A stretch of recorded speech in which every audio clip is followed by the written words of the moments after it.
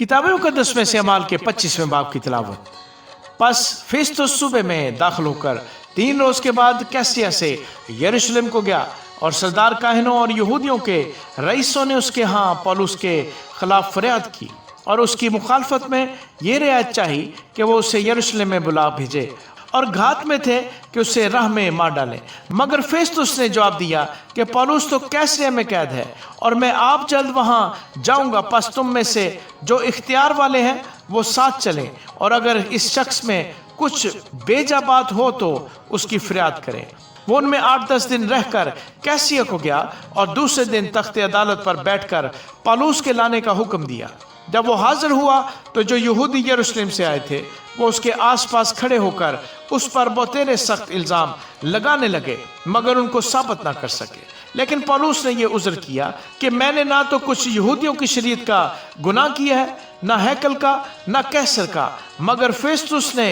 یہودیوں کو اپنا احسان مند بنانے کی غرض سے پولس کو جواب دیا، کیا تجھے یروشلم جانا منظور ہے کہ تیرا یہ مقدمہ وہاں میرے سامنے فیصل ہو؟ پولس نے کہا، میں کیسر کے تخت عدالت کے سامنے کھڑا ہوں، میرا مقدمہ یہی فیصل ہونا چاہیے۔ یہودیوں کا میں نے کچھ قصور نہیں کیا، چنانچہ تو بھی خوب جانتا ہے اگر بدکار ہوں یا میں نے قتل کے لائق کوئی کام کیا ہے تو مجھے مرنے سے انکار نہیں، لیکن جن باتوں کا وہ مجھ پر الزام لگاتے ہیں اگر ان کی کچھ اصل نہیں تو ان کی رعایت سے کوئی مجھ کو ان کے حوالے نہیں کر سکتا۔ میں کیسر کے ہاں اپیل کرتا ہوں۔ پھر فیستوس نے صلاح کاروں سے مصلحت کر کے جواب دیا کہ تو نے کیسر کے ہاں اپیل کی ہے تو کیسر ہی کے پاس جائے گا۔ اور کچھ دن گزرنے کے بعد اگرپا بادشاہ اور برنیکے نے کیسریا میں آ کر فیستوس سے ملاقات کی، اور ان کے کچھ عرصہ وہاں رہنے کے بعد فیستوس نے پولس کے مقدمے کا حال بادشاہ سے یہ کہہ کر بیان کیا کہ ایک شخص کو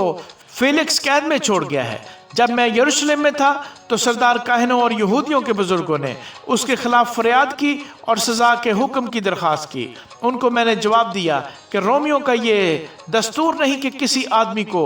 رعایتاً سزا کے لیے حوالے کریں جب تک کہ مدعا علیہ کو اپنے مدعیوں کے روبرو ہو کر دعوے کے جواب دینے کا موقع نہ ملے۔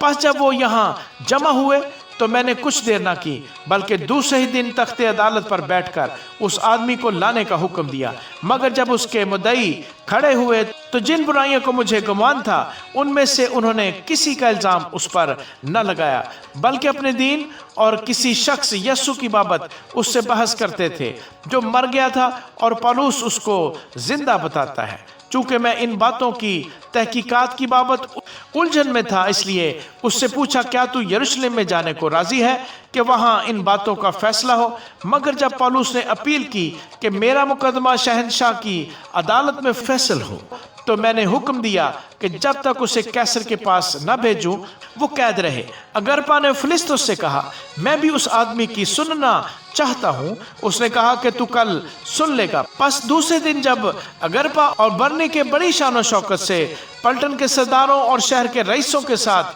دیوان خانے میں داخل ہوئے تو فیستوس کے حکم سے پولس حاضر کیا گیا۔ پھر فیستوس نے کہا، اے اگرپا بادشاہ اور اے سب حاضرین، تم اس شخص کو دیکھتے ہو جس کی بابت یہودیوں کی ساری گروہ نے یروشلم میں اور یہاں بھی چلا چلا کر مجھ سے عرض کی کہ اس کا آگے کو جیتا رہنا مناسب نہیں، لیکن مجھے معلوم ہوا کہ اس نے قتل کے لائق کچھ نہیں کیا، اور جب اس نے خود شہنشاہ کے ہاں اپیل کی تو میں نے اس کو بھیجنے کی تجویز کی۔ اس کی نسبت مجھے کوئی ٹھیک بات معلوم نہیں کہ سرکار عالی کو لکھوں، اس واسطے میں نے اس کو تمہارے آگے اور خاص کر اے اگرپا بادشاہ تیرے حضور حاضر کیا ہے، تاکہ تحقیقات کے بعد لکھنے کے قابل کوئی بات نکلے، کیونکہ قیدی کے بھیجتے وقت ان الزاموں کو جو اس پر لگائے گئے ہوں ظاہر نہ کرنا مجھے خلاف عقل معلوم ہوتا ہے۔